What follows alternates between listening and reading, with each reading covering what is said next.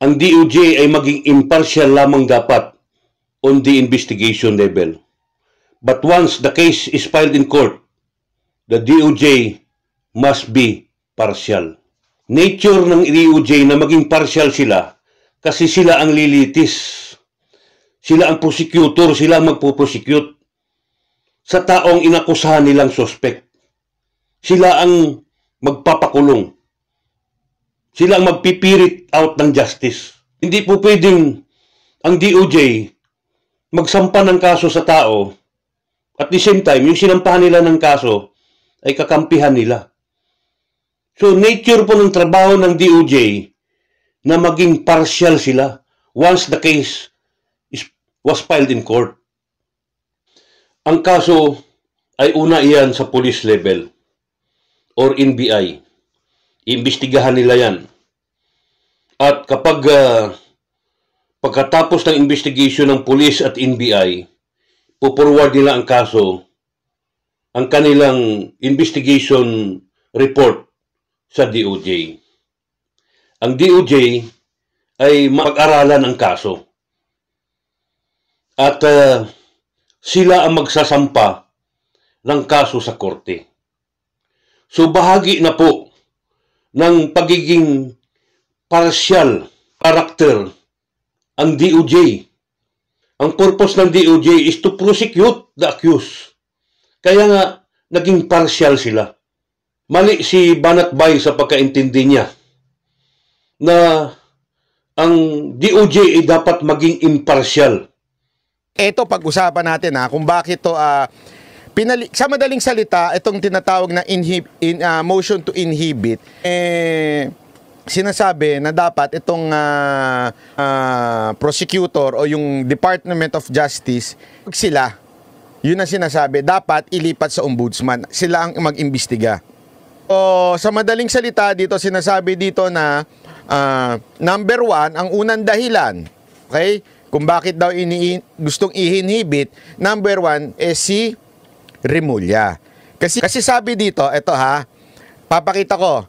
Ang sabi kasi sa batas dapat fair, just, and impartial. Sabi dito, the Secretary of Justice exerting undue influence and pressure to the members of the prosecuting panel is not far-fetched. Ibig sabihin, doon sa pagpapasurrender niya kay Bantag, nagpakita na ho siya ng partial or influence doon sa prosecutor panel.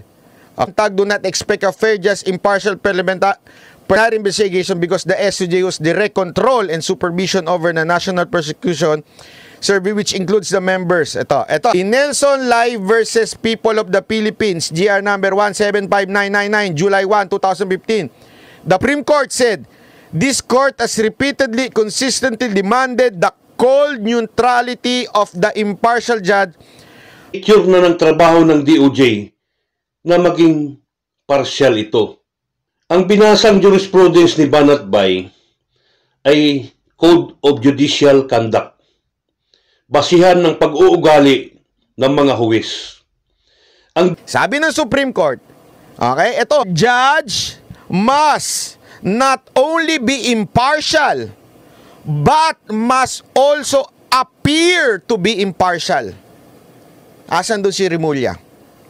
Diba? Asan doon si Remulla? Si Remulla, impartial na nga, hindi pa siya nag-a-appear na impartial, na partial. Ibig sabihin, sabi ng Supreme Court, kailangan bilang judge, kailangan hindi ka biased.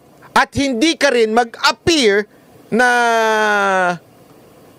hindi ka na bias ka. Naintindihan nyo? Doon pa lang sa dapat mag-appear ka na na neutral ka. Bagsak na si si Remulla. Isa 'yon.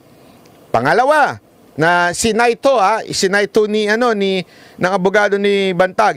In the case of Attorney Laro D. Cagayan versus Honorable Fernando Vil Pamintuan, in his capacity as presiding judge, sabi dito, a very little leeway of discretion. Sabi niya, a presiding judge, to be sure, must maintain and preserve the trust and faith of the parties litigants. He must hold himself above reproach and suspicion. At the very sign of lack of faith and trust in his action, Whether well-grounded or not, the judge has no other alternative but to inhibit himself from the case. He should exercise discretion in a way that the people's faith in the Court of Justice is not impaired. Isipin nyo, sa madaling salita ho, ilang beses na nangyari, hindi pa yan, napakarami pa sinabi dito. Meron pa dito in Matthew Jr. vs. Villaluz. Sabi na, the Supreme Court had the opportunity to expound the inhibition of judge from trying a case even on grounds not mentioned by the rule. Sabi dito, the novel issue presented in this prohibition proceedings arose from, ano bang pagbanggit ito? Knowing fear that the price ideal of the cold neutrality of impartial judge, implicit in due process guaranteed may be set of thought. This court, after a careful consideration of the matter and the light of past decision, to be hereafter noted, look upon such failures of respond, judge to disqualify himself as a grave abuse of discretion. Isipin nyo, Supreme Court na nagsasabi nito. Ha? Sabi dito, looks upon such failure of the respondent judge to disqualify himself as a grave abuse of discretion, correctively by prohibition. Naintindihan natin, ang linaw nito.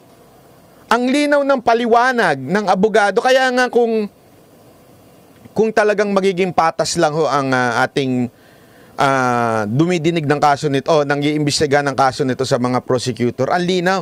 Ang dami ho, hindi lang ho isa, dalawa, tatlo ho, apat ho ang sinabi ata dito, kung hindi ako nagkakamali, ng mga kaso na kung saan pina-inhibit yung mga judge dahil nagpakita lang ha, hindi ho napatunayan. Ulitin natin ha, ang linaw ho dito, kahit hindi napatunayan na bias yung judge o yung judge ay pumapabor sa isang panig, the mere fact na nagpapakita lang ng imahe na ikaw ay may pagkabayas, dapat ka nang umalis, mag-inhibit sa kaso. 'Di ba? Appear to be. Yun nga tama kayo, Madam Esme. Appear to be. So doon pa lang, abaho, kitang-kita nyo na ho ang ating Department of Justice Secretary. Sana nga ganito. Ang DOJ po, hindi po huwis. Hindi po judge or judges ang DOJ. Tagalitis lamang po ang DOJ. At ang judges ay ang mga hukom na itinalaga ng Supreme Court. Ang na-cite na jurisprudence ni Banatbay ay tinatawag nating Code of Judicial Conduct applicable only to judges, requiring all judges to be impartial. Pero hindi po yan applicable sa mga piskal at mga abogado. Ang para po sa mga piskal at abogado ay ang tinatawag na legal ethics. Ang piskal under DOJ ay hindi po huwis. At ang huwis ay hindi po piskal. Now, pag-usapan po natin ang jurisdiction sa kaso ni Prissy Lapid. Ombudsman ba o ang regular court ang may jurisdiction? Actually, regular courts have jurisdiction over civil and criminal cases. Ombudsman naman ay may jurisdiction din over government employees na may certain required salary grade. Salary grade ni Bantag na 30 ay pasok po siya doon para magkaroon ng jurisdiction ng ombudsman. So maaari rin pong may jurisdiction ang ombudsman sa kaso ni Bantag. At pwede din po ang kaso ni Bantag i-file sa regular court. Dahil po kini-question nila ang jurisdiction ng court, ay wala namang issue yun. Kahit sino po ang may jurisdiction ng korte, hindi pa rin po mawala ang nature ng kaso. Na si Prissy Lapid ay pinatay at isa sa suspect na mastermind ay si Bantag. Hindi lamang po pwedeng gawing dahilan na sinasabi ni Banat Bay na bias daw ang judge. Hindi pa nga natin nalalaman, hindi pa nga nakikita, hindi pa kilala kung sino ang judge. Kasi kapag sinampahan ng kaso ng DOJ through fiscal, irarapol pa po yung kaso kung sinong judge ang hahawak. So bakit inakusahan na kaagad ang judge na bias? Kaya hindi po pwedeng gawing dahilan na bias ang judge. Kaya ang kaso ilipat sa ombudsman. Natural, sa side ni Bantag, sabihin niyang bias ang DOJ secretary dahil hinusgahan na siya. Pero trabaho talaga ng DOJ na maging partial sila sa kaso. Kasi sila ang sasampa ng kaso laban sa accused na si Bantag. Hindi pwedeng sampahan nila ng kaso si Bantag at the same time kampihan nila. Saan ang hustisya niyan pag ganyan? O, walang issue kung ang kaso ay sa ombudsman nila isampa. Ang ombudsman ang may jurisdiction. Walang issue para sa akin yun. May prosecutor pa rin. Prosecutor na yan ay normal na maging partial yan. Kasi talagang panindigan ng prosecutor ang kaso niya. At kailangang manalo ang kaso niya sa korte. Maganda ang pagka-cite ni Banat Bay ng jurisprudence. Kaso lang, mali ang pag-apply.